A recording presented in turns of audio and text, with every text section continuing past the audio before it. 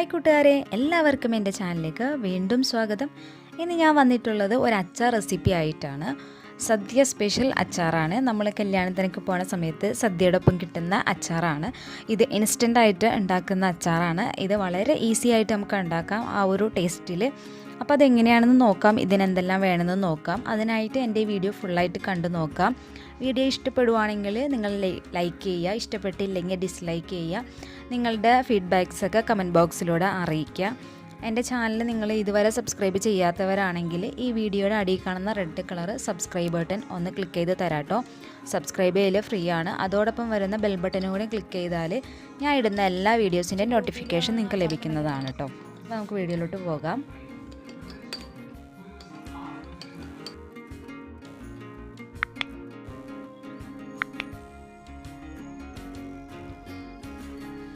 അപ്പോൾ ആദ്യം തന്നെ നമുക്കൊരു വലിയ ബൗളിലേക്ക് മാങ്ങ അരിഞ്ഞത് ചേർത്ത് കൊടുക്കാം.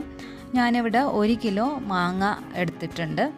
അപ്പം ഈ ഒരു സൈസിൽ തൊണ്ട് കളയാതെ കട്ടിയിലാണ് കട്ട് ചെയ്തെടുത്തേക്കുന്നത്. ഒരു ചതുര ഷേപ്പിലാണ് കട്ട് ചെയ്തെടുത്തിട്ടുള്ളത്. തൊണ്ട് കളഞ്ഞിട്ടില്ല കേട്ടോ, നാടൻ മാങ്ങയാണ്. അപ്പോൾ അതിൻ്റെ തൊണ്ട് കളഞ്ഞിട്ടില്ല. അപ്പോൾ ആദ്യം തന്നെ നമുക്കതിലേക്ക് മുളക് പൊടി ചേർത്ത് കൊടുക്കണം.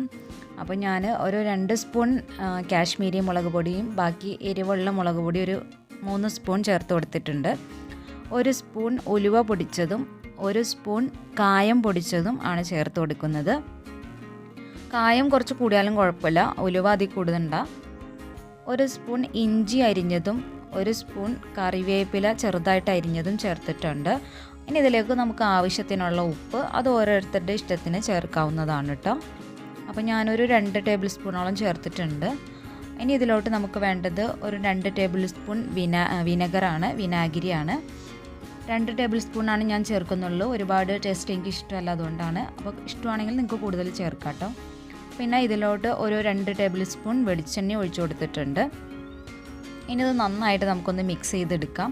കൈ ഉപയോഗിച്ചിട്ട് തന്നെ നന്നായിട്ട് മിക്സ് ചെയ്തെടുക്കാം കേട്ടോ. എന്നാലാണ് എല്ലായിടത്തും നന്നായിട്ട് എല്ലാം എത്തുള്ളൂ.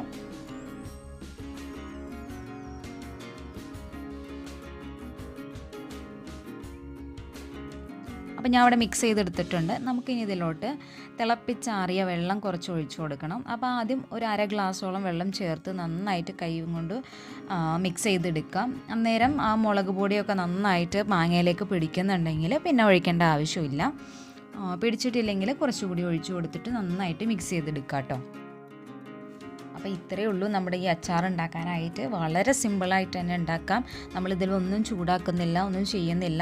ഇൻസ്റ്റൻ്റായിട്ട് പെട്ടെന്ന് നമ്മൾ സദ്യക്ക് ഉണ്ടാക്കുന്ന അച്ചാറാണ്. അതുപോലെ തന്നെ നല്ല ടേസ്റ്റുമാണ് കേട്ടോ ഇത്. അപ്പോൾ ഇത് ഞാൻ 2-3 ദിവസമൊക്കെ പുറത്ത് വെച്ചിട്ട് പിന്നെ ഫ്രിഡ്ജിലേക്ക് മാറ്റുകയാണ് ചെയ്യുന്നത്. ഫ്രിഡ്ജിൽ നമുക്ക് സൂക്ഷിക്കാവുന്നതാണ് കുറേ ദിവസം. അപ്പോൾ ഞാനിതൊരു ബൗളിലേക്ക് മാറ്റുകയാണ്. അപ്പോൾ ഇത് വളരെ സിമ്പിളായിട്ട് ചെയ്യാൻ പറ്റിയ ഒരു റെസിപ്പിയാണ് കേട്ടോ. എല്ലാവരും ട്രൈ ചെയ്ത് നോക്കുക. അതുപോലെ തന്നെ എല്ലാവർക്കും ഈ ഒരു അച്ചാറിൻ്റെ ടേസ്റ്റും ഇഷ്ടപ്പെടും. സദ്യയുടെ അച്ചാർ ഇഷ്ടമല്ലാത്ത ആരും തന്നെ ഉണ്ടാവില്ല. അപ്പോൾ വീഡിയോ ഇഷ്ടപ്പെട്ടിട്ടുണ്ടെങ്കിൽ നിങ്ങൾ ലൈക്ക് ചെയ്ത് തരാം കേട്ടോ. ഇഷ്ടപ്പെട്ടില്ലെങ്കിൽ ഫീഡ്ബാക്സിൽ കമൻറ്റ് ബോക്സിൽ അറിയിക്കുക.